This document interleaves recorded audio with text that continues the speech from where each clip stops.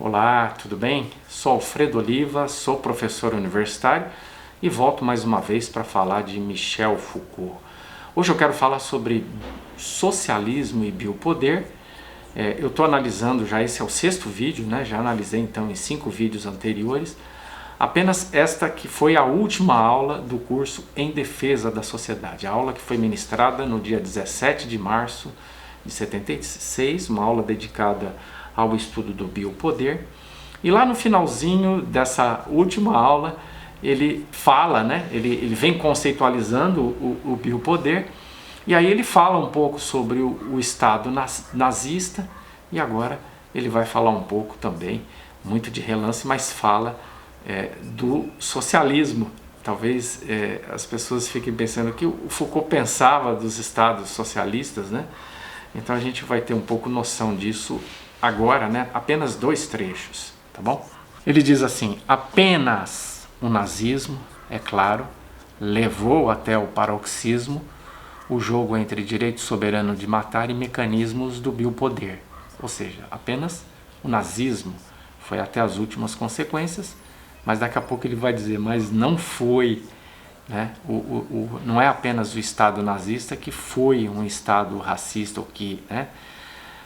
Vamos lá, vamos seguir na citação.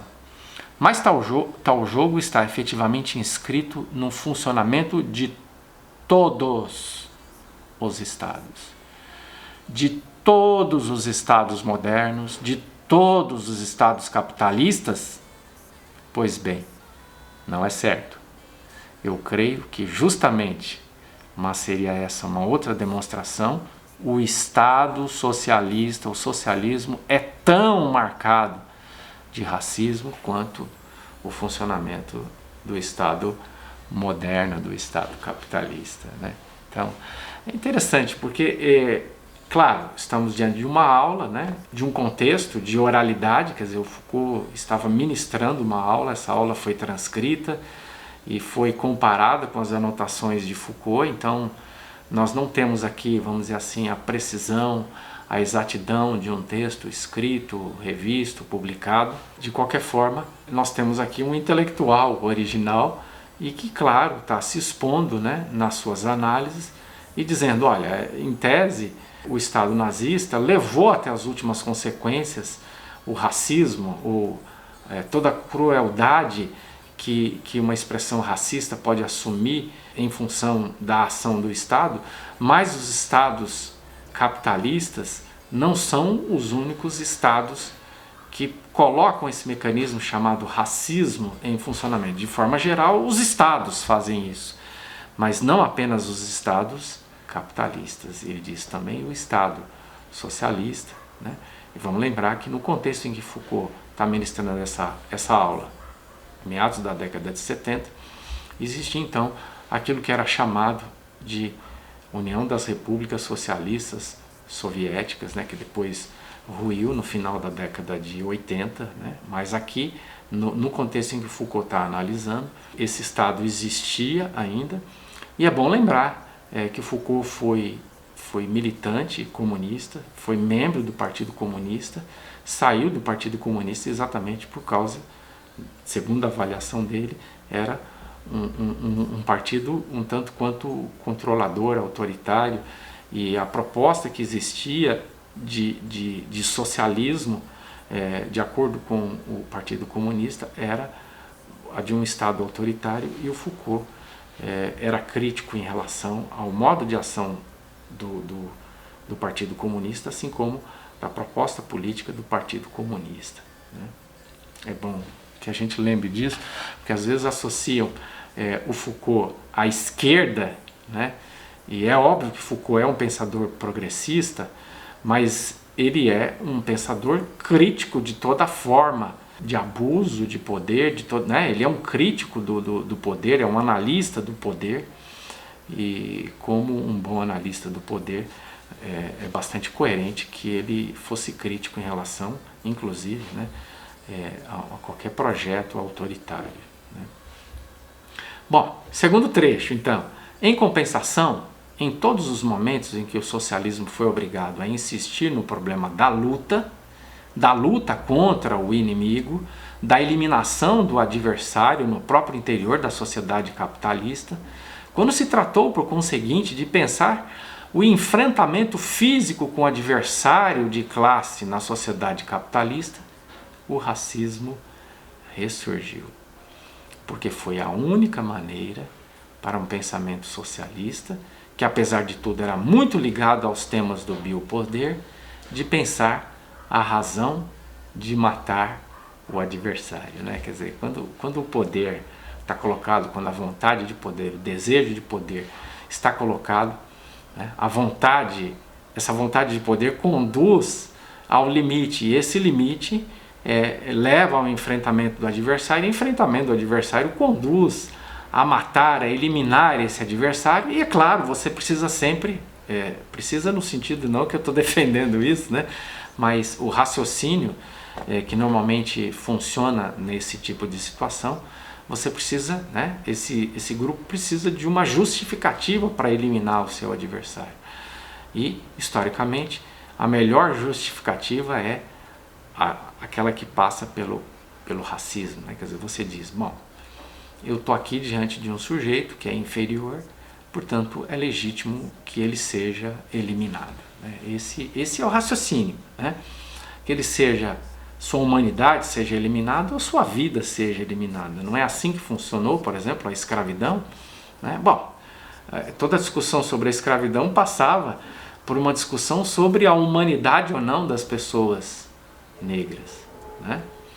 Quer dizer, se eles não são seres humanos, então eu posso, sem nenhum escrúpulo, escravizá-los, né? Mas se eles são humanos, como é que eu posso então justificar que eu, enquanto humano, escravizo um outro humano, né? Quer dizer, a preocupação é tanto com esse ser que é escravizado, mas principalmente com esse ser que escraviza, né? Quer dizer, quando você justifica a escravidão a partir de um discurso racista, você não só está dizendo que é justo escravizar a pessoa negra, mas também você está dizendo que você ainda permanece um ser humano e permanece alguém razoável, porque afinal de contas você não está diante de alguém que é humano, né? Quer dizer, uma forma de raciocínio extremamente perversa, né?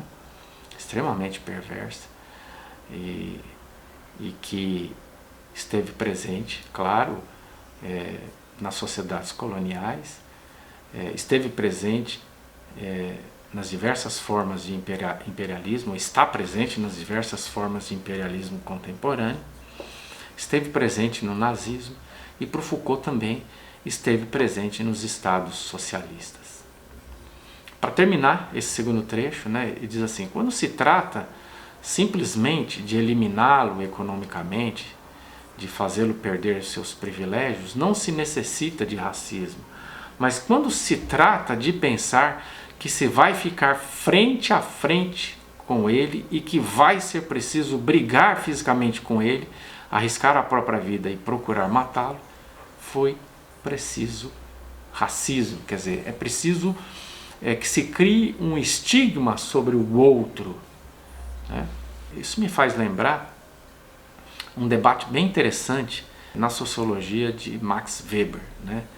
Um ponto de vista bastante interessante que Max Weber denomina de teologia da boa fortuna, né? Quando ele diz assim, bom, as pessoas elas querem ser ricas, né? Mas elas não querem apenas ser ricas, elas querem ser ricas e querem que exista uma fundamentação metafísica, religiosa para a sua riqueza. Quer dizer, elas querem ser ricas e querem que haja uma justificativa divina, de que Deus deseja que essa pessoa é rica, que ela só é rica porque se tornou rica por vontade de Deus. Mas diz o Weber, mas não é apenas isso que as pessoas querem, elas querem também que não só elas são ricas, porque assim é a vontade de Deus, mas aquele que não é rico também não é rico por causa da vontade de Deus, né? E claro, o Weber estava a essa altura se referindo à teologia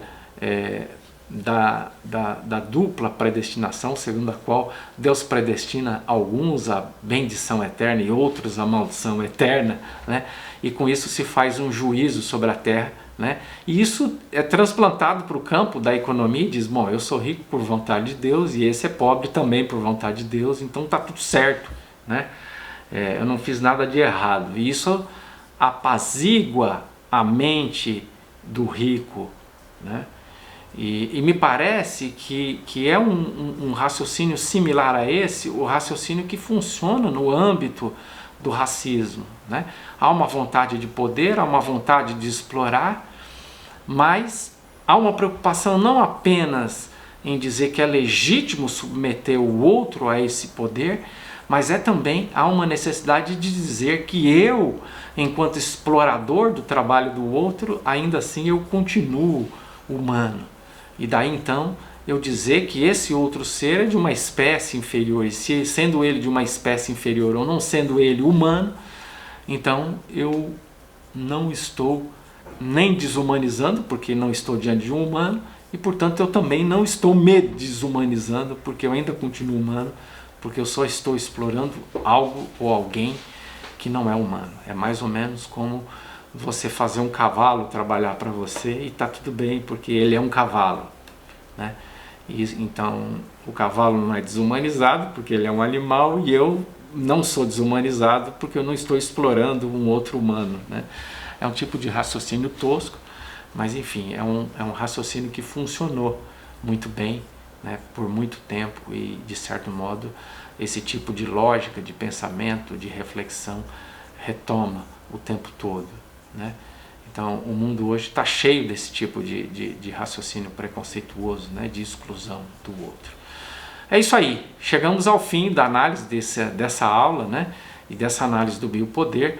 A gente se encontra aí falando de algum outro tema, e quem sabe em algum momento a gente volta a falar também de Michel Foucault, esse filósofo genial. Um abraço e até lá!